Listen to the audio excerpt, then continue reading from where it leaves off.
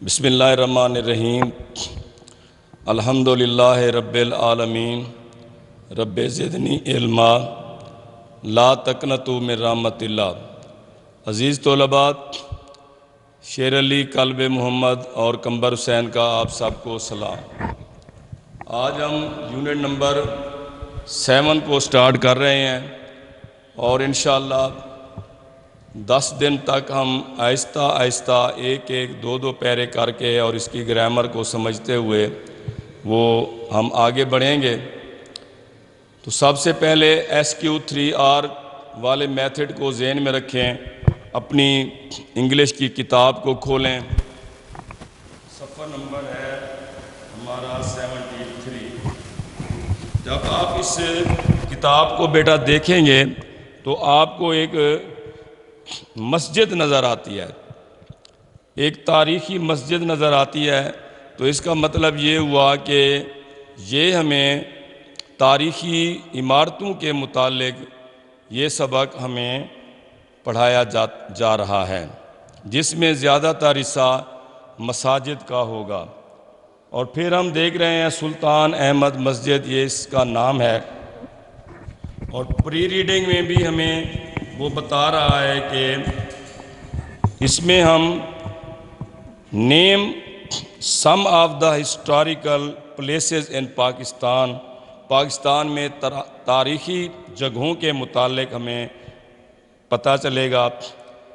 Tell the name of some important masjid in Pakistan. भी क्या आपको इस चीज़ के बारे में कुछ इल्म है कि पाकिस्तान में अहम मसाजिद कौन सी हैं?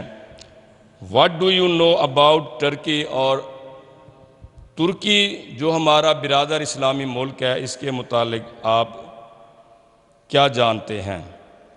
इसी तरह हमें नीली मस्जिद इस्तांबुल के बारे में हम पढ़ेंगे और इसी तरह हम तारीफ़ करेंगे मुस्लिम तर्ज़ तामीर की। और इसी तरह हम डिक्शनरी स्किल, थीसारस स्किल, ये भी इसमें आएगा। अब हम जो पहले, क्योंकि पहला पैरा मुनासिब है और दूसरा पैरा बिल्कुल छोटा सा है, तो मैंने 2 पैरों के मुश्किल अल्फाज ये आपकी सहूलत के लिए और वक्त को बचाने के लिए मैंने लिख दिए हैं। तो आप इनको नोट कर लें, निशान लगा लें अपनी बुक के ऊपर। तो इम्प्रेसिव मुतासिर कौन, मॉन्यूमेंट्स यादगारें, एम्बेलिश सजाना, एम्पायर सल्तनत, अट्रैक्शन कशिश, कंस्ट्रक्ट तामीर करना, कंप्राइज ये एस जो है जेड की आवाज़ दे रहा है यहाँ पे, कंप्राइज मुश्तमिल होना, टॉम ये जो बी है ये साइलेंट है। जब भी बी आए और उससे पहले एम होगा तो बी उस वक़्त साइलेंट होगा। इसके साथ जैसे थम होता है थम, तो इसमें भी हम बी को प्रोनाउंस नहीं करते। मकबरा फाउंडर मीन बानी, हास्पिस यहाँ आखिर वाला ई जो है ये साइलेंट है, इसको आपने हास्पिस कहना है।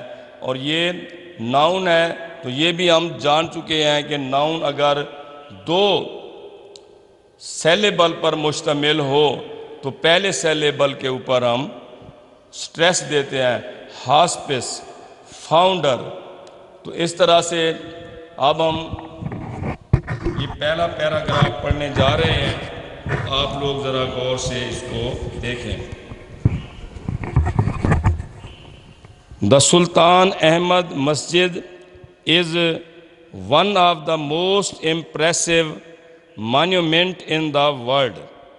मस्जिद सुल्तान अहमद दुनिया की यादगार मसाजिद में से, मुतासिर कुन मसाजिद में से, यादगारों में से एक है। It is also known as a blue masjid because of the blue tiles that embellish its interior. नीली टाइलें जो इसके अंदरूनी हिस्से को सजाती हैं, उसकी वजह से इसे नीली मस्जिद भी कहा जाता है।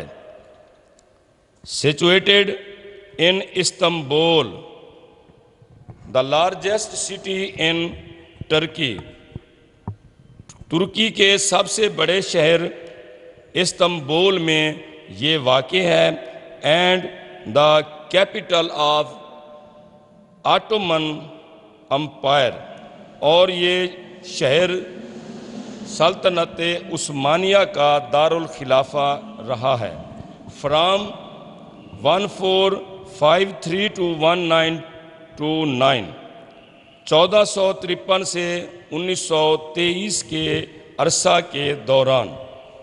It has become the most popular tourist attraction, तो ये मकाम यानी ये मस्जिद सयाहों के लिए कशिश का मकाम रखती है। दूसरा para, it was constructed between 1609 and 1616, ये 1609 और 1616 के दरमियानी अरसे में तामीर हुई। During the rule of Ahmad first, ये अहमद अव्वल के दौर में इसकी तामीर हुई। एज वाज द कस्टम, रिवाज के मुताबिक, दिस मस्जिद लाइक अदर मसाजिद, ये मस्जिद दूसरी मस्जिदों की तरह ऑफ द टाइम, उस दौर में उस दौर की मसाजिद की दूसरी मसाजिद की तरह comprises a tomb of the founder of madrasa and hospice, ये मस्जिद उस दौर की मसाजिद की रिवाज के मुताबिक बानी के मकबरे, मदरसे और सराय पर मुश्तमिल है। तो अज़ीज़ तलबा, आपने ये दो पैराग्राफ इसको पढ़ना है। दूसरा हिस्सा जो हम पढ़ने जा रहे हैं वो है हमारा ग्रामर का, तो उससे भी हम इस्तेफ़ादा करते हैं 5 मिनट के लिए। अब अज़ीज़ तलबा, हम थोड़ा ग्रामर वाले हिस्से को भी टच करते हैं। तो आपको पता है कि हमने आपसे ये पंजाब टेक्स्ट बुक बोर्ड की किताब इंग्लिश ग्रामर एंड कंपोजिशन, ये आपसे कहा था कि इसको आपने लेना है। ये देखें, ये 9th में भी काम आएगी, 10th में भी काम आएगी। इंतहाई शानदार बुक है। तो इसका चैप्टर नंबर 8 से मैं ग्रामर जो शुरू है उसका मैं थोड़ा सा आज आपको हिस्सा इसका पढ़ा रहा हूँ। पार्ट्स ऑफ स्पीच में नाउन है, तो नाउन की फिर नंबरिंग जो अगर हम करें तो there are 2 numbers in English, singular and plural. तो इसके कायदे कानून हैं। अज़ीज़ तलबा, आप कुछ पढ़ कर आए हैं पिछली क्लासेस से, आपको आपके बेहतरीन असाज़ा ने आपको कुछ पढ़ाया है। हम वो आपका तकरार करते हुए, प्रैक्टिस कराते हुए मज़ीद 1-2 असूल जो है ना आपके ज़हन नशीन कराते हैं। देखें, आर से मुराद है रेगुलर। रेगुलर नाउन, कोई पूछ सकता है रेगुलर नाउन भी क्या होता है, इर्रेगुलर नाउन क्या होता है। तो रेगुलर नाउन वो नाउन होते हैं जिनके आगे हम सिर्फ सिंगल एस लगाने से वो प्लूरल बन जाता है, वो जमा हो जाती है। तो ऐसे तमाम नाउन जिनके आगे हम सिर्फ एस का इजाफा करते हैं तो वो प्लूरल हो जाते हैं, इसको हम कहते हैं रेगुलर नाउन। इसी तरह इसकी एक और हिस्सा है, वो आखिर नाउन के आखिर वाले जो वर्ब हम पढ़ाते हैं, आपको डबल एस आ गया, CH आ गया, O आ गया, X आ गया, तो ये वो नाउन होंगे जिनके आगे हमें सिर्फ एस नहीं बल्कि ES लगाना है। तो ES लगा के भी आप प्लूरल बनाएंगे। इसके बाद हम देखते हैं इर्रेगुलर नाउन कौन से हैं। इर्रेगुलर नाउन में हम दरमियान वाले जो लेटर हैं ये चेंज हो जाते हैं। जैसे फुट, अब फुट का आप देखें यहाँ फीट हो गया है, या ना हमने एस लगाया ना ई एस लगाया, बल्कि उसकी शक्ल ही चेंज हो गई है, तो ये इर्रेगुलर नाउन बेटा कहलाते हैं। इसी तरह चाइल्ड का चिल्ड्रन। तो ये इस तरह के जो होंगे ये आपकी इस लिस्ट में, इस किताब के अंदर मौजूद हैं।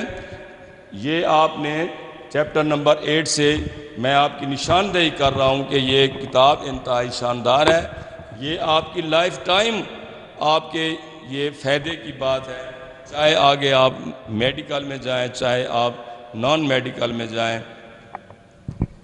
इसके बाद हम देखते हैं कंपाउंड वर्ड की को सिंगुलर से प्लूरल बनाने के कायदा कानून असूल क्या है।